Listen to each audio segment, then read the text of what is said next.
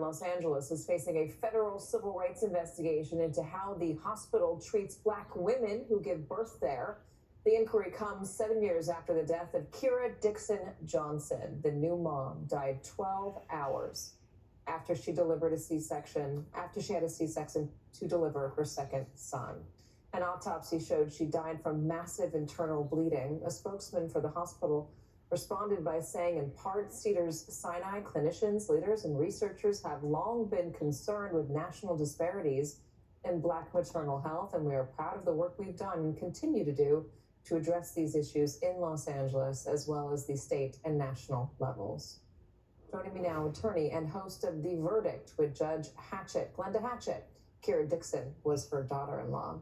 Judge Hatchett, thank you very much for being here. It's just so hard to see those photos of her with her other son and looking happy and healthy, the photo of her in the hospital, presumably right before this all happened. What went so wrong? It was wrong in that they did not respond to her. Katie, she was healthy. She was vibrant, and she spoke 5 languages. She was a marathon runner. She had a pilot's license.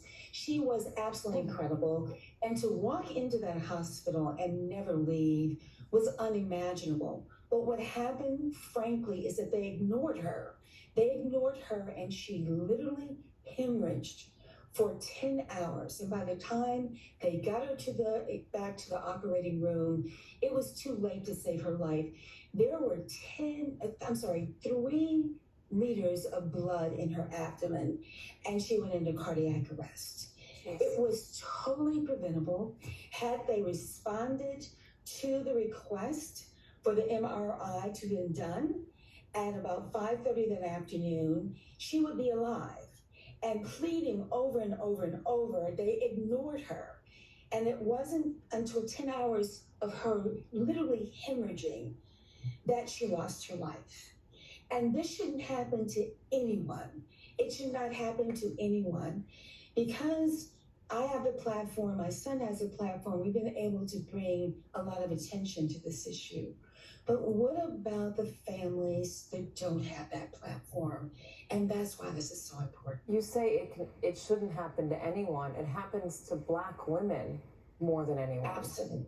Why does it happen to Black women more? So we see it across the board. We are the worst of any industrialized nation. But the disparity among Black women is exactly why this investigation is so important. We're talking about Black women dying at a rate 3 times more often than their white counterparts.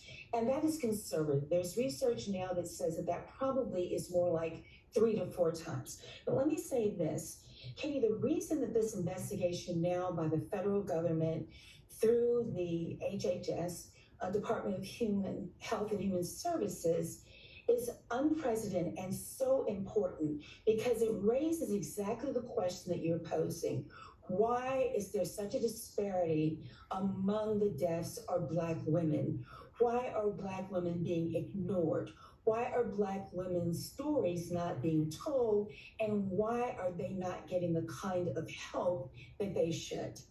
And so that's why the Civil Rights Division is investigating this. That's why my son filed a civil rights case, because of the disparity and so many Black women dying. The treatment between white women and Black women in this country is huge, and that's why we're seeing the difference. And studies show it's not just, it is about race. It is about race. It's not class. It's not background. It is race. And Cedars-Sinai is a good hospital in Los Angeles. One of the best, if not the best in Los Angeles. I have 30 more seconds, but I want to give you the last quick word.